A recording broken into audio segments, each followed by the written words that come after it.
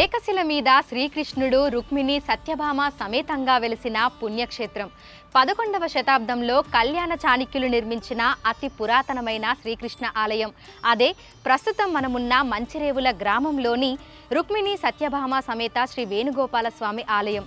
ఏకశిల మీద శ్రీకృష్ణుడు రుక్మిణి సత్యభామతో కలిసి స్వయంభూగా వెలిసిన ఈ ఆలయ చరిత్ర విశిష్టత గురించి తెలుసుకుందాము.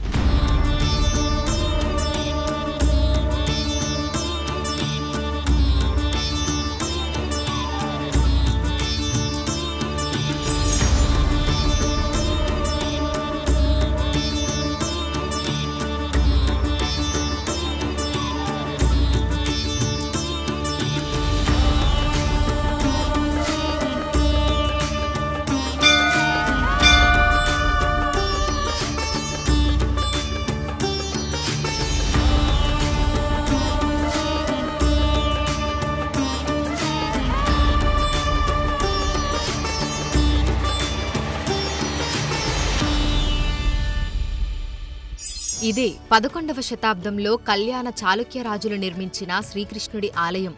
నగర శివారు ప్రాంతమైన మంచిరేవుల గ్రామంలో ఉంటుంది రుక్మిణి సత్యభామ సమేత శ్రీ వేణుగోపాల స్వామి దేవాలయం. ఔటర్ రింగ్ రోడ్డుకు కొంచెం దూరంలో ఆహ్లాదకర వాతావరణంలో ఆలయం ఉంటుంది. ఆలయానికి వెళ్లే దారిలో ముందుగా గోశాల కనిపిస్తుంది. లోపల గోవులకు భక్తులు దానా వేస్తుంటారు. కొంచెం ముందుకెళితే విశాల ప్రదేశంలో ఉంటుంది ఆలయం. ఆలయ నిర్మాణ శైలి సనాతన హిందూ సాంప్రదాయాలు, సంస్కృతులు తెలిపే విధంగా ఉంటుంది. ముఖద్వారం శంఖచక్ర నామాలతో, దేవతామూర్తుల విగ్రహాలతో, వైభవోపేతమైన రంగులతో రాజగోపురం మెరుస్తుంటుంది.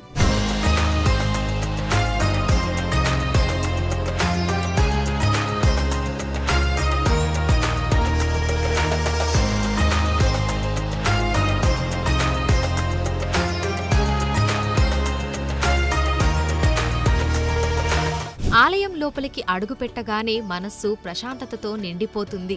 ఈ ఆలయం దాదాపు 1000 ఏళ్ల క్రితం నిర్మితమైందని తెలిపే విధంగా ఆనాటి ఆనవాళ్లు అడుగడుగునా కనిపిస్తూనే ఉంటాయి. ఆలయంలోని స్తంభాలే అందుకు నిదర్శనాలుగా నిలుస్తున్నాయి. 16 రాతి స్తంభాలు ఇప్పటికీ చెక్కుచెదరకుండా వాటి ఉనికిని తెలుపుతున్నాయి. కళ్యాణ చాళుక్యులు ఈ ఆలయాన్ని పూర్తిగా రాతితో నిర్మించారు. ఆలయ ఆవరణలో ధ్వజస్తంభం, ప్రసన్న ఆంజనేయ స్వామి గుడి, ఎదురుగా గరుడ విగ్రహం దర్శనమిస్తాయి. అలాగే ఒరిస్సా పూరి జగన్నాథ్ ఆలయంలో ఉన్నట్టే ఈ ఆలయంలోనూ శ్రీకృష్ణుడు, బలభద్రుడు, సుభద్రాదేవి విగ్రహాలు ఒక చిన్న గదిలో కొలువుదీరి ఉంటాయి. ఆలయం లోపలికి అడుగు పెట్టాక 3 ప్రదక్షిణలు చేసిన తర్వాతే గర్భగుడిలోని స్వామివారి దర్శనానికి వెళ్తుంటారు భక్తులు. ప్రసన్న వదనంతో మనల్ని చూస్తున్నట్లుగా ఉంటుంది వేణుగోపాల స్వామి విగ్రహం.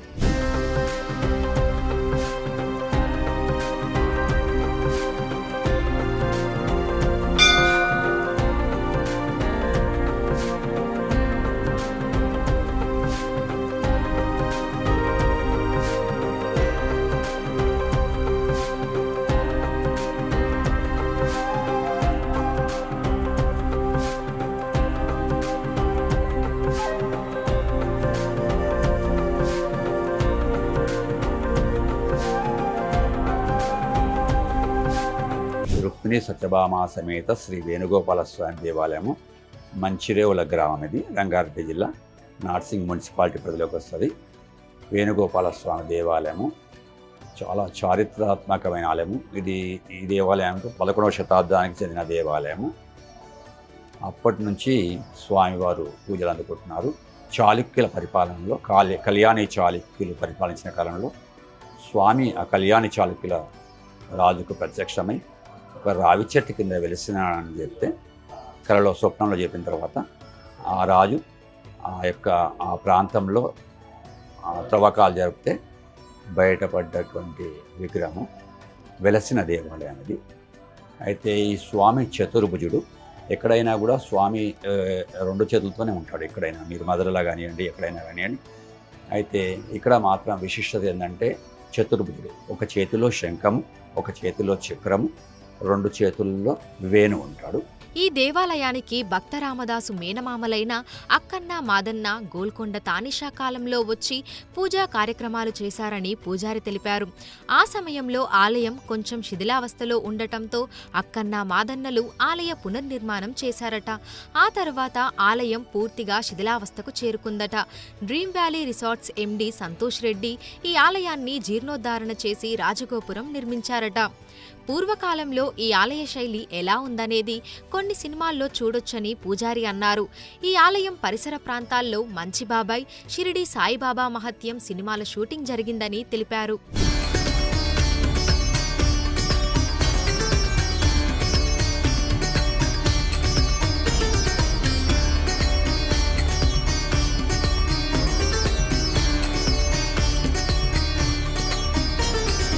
ఈ దేవాలయంలో పూర్వం ఉత్తర ద్వారం లేదని, కాలక్రమేణా ఉత్తర ద్వారాన్ని ఏర్పాటు చేశారని పూజారి తెలిపారు.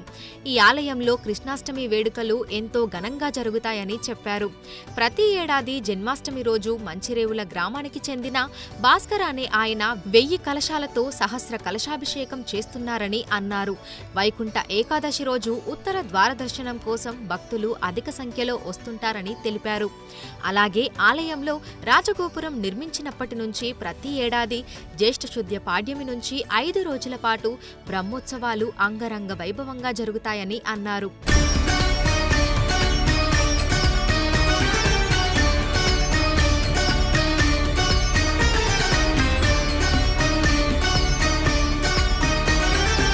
ఈ ఆలయ మరో విశిష్టత, ప్రతి కృష్ణాలయంలో గరుడ విగ్రహం మనకు కనిపిస్తుంటుంది.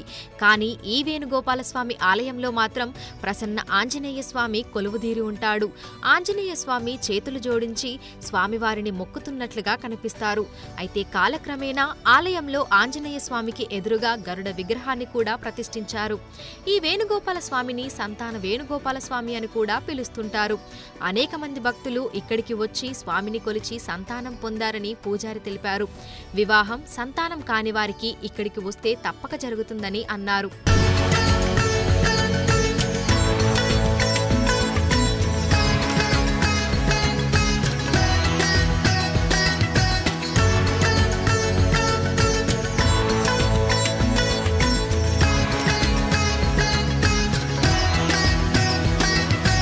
ఇక్కడ మనకు చిలుకూరు వెళ్తే వీసాకి ఎట్లా స్పెషలో ఇక్కడ వచ్చేసి సంతాన వేణుగోపాల స్వామి అంటారు. మన వేణుగోపాల స్వామిని సంతాన వేణుగోపాల స్వామి అంటారు. ఇక్కడ వచ్చి ఎలాంటి కోరికలు, పెళ్లి కాని వారైనా లేకుంటే సంతానం కోసమైనా వచ్చిన వాళ్ళంతా కూడా ఇక్కడ చాలామంది భక్తులు ఎంతో వాళ్ళు సొంతంగా వాళ్ళ అనుభవంతో చెప్పారు. ఎప్పుడైనా కూడా ఈ గోపురం దాటి లోపలికి రాగానే ప్రపంచం అంతా మర్చిపోయి స్వామివారి దీంట్లో ఉంటాము. ఆ వైబ్రేషన్, డివైన్ వైబ్రేషన్స్ పాత దేవాలయాల్లోనే ఉంటాయి. ఇప్పుడు కొత్తవి కట్టడం కాకుండా పాత దేవాలయాన్ని పునరుద్ధరించుకోవడం, వాటిని సంరక్షించుకోవడం, ఇలాంటి పురాతన మెట్ల బావులను మనము సంరక్షించుకోవడం అనేది చాలా ఇంపార్టెంట్ ఇప్పుడున్న సమయంలో. ఇవి చూస్తే పాత సినిమాల్లో చూస్తే షిరిడి సాయి మహత్యం అని, పాతది షిరిడి సాయి మహత్యం ఉంది, విజయ్ చంద్ర గారు తీసినది. దాంట్లో కూడా ఈ టెంపుల్ ఒక ఈ 16 కాళ్ళ మండపం ఇది కనిపిస్తుంది. జనరల్గా మీరు చూస్తే ఈ 16 కాళ్ళ మండపం కామన్గా ఉంటుంది. ఇది రాతి కట్టడం అప్పటి నుంచి ఉంది కాబట్టి వాళ్ళు ఈ పురావస్తు శాస్త్రవేత్తలు కూడా చూసి ఇది ఈ స్ట్రక్చరు, ఈ యొక్క డిజైన్ ఇదంతా కూడా అప్పటి కళ్యాణ చాళుక్యులదని చెప్పి వాళ్ళు క్లియర్ చెప్పారు. నగరానికి దూరంగా ఉండటంతో ఈ ఆలయానికి భక్తుల రద్దీ కాస్త తక్కువగా ఉంటుంది. ఉదయం, సాయంకాలం సమయంలో వాతావరణం ఎంతో ఆహ్లాదకరంగా ఉంటుందని, ఆ సమయంలో భక్తులు వస్తుంటారని పూజారి తెలిపారు. ఆలయం బయట చెట్లతో నిండిన విశాల ప్రదేశం ఉంటుంది. భక్తులు కూర్చునేందుకు బెంచీలను కూడా ఏర్పాటు చేశారు. అలాగే కొంచెం దూరంలో ఆనాటి పురాతన మండపం కూడా కనిపిస్తుంది. ఆలయానికి ఆనుకొని పూర్వం ఒక మెట్లబావి కూడా ఉండేది. అది కొంతకాలం క్రితం బయటపడి పునరుద్ధరించబడిందని భక్తులు చెప్తున్నారు. ఆ ప్రాంతమంతా మొక్కలతో ఎంతో సుందరంగా మలిచారు.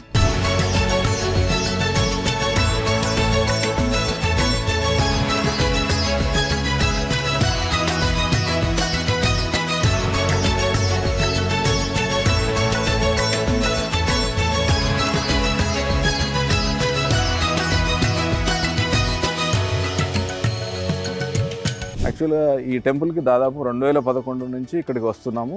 అప్పుడు ఒక టెంపుల్ లోపల ప్లాంటేషన్ వర్క్ వచ్చినప్పుడు వచ్చాము. అప్పుడు చూశాను అన్నట్టు.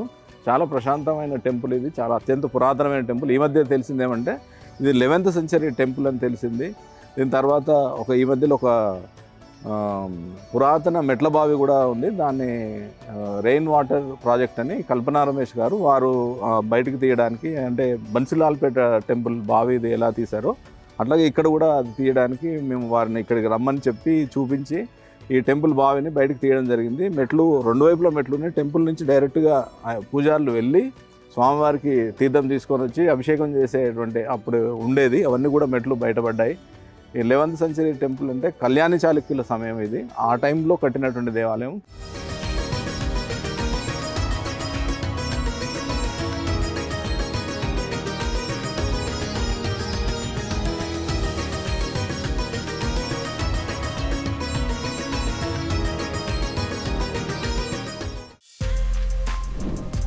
For more videos like this, subscribe Big TV channel.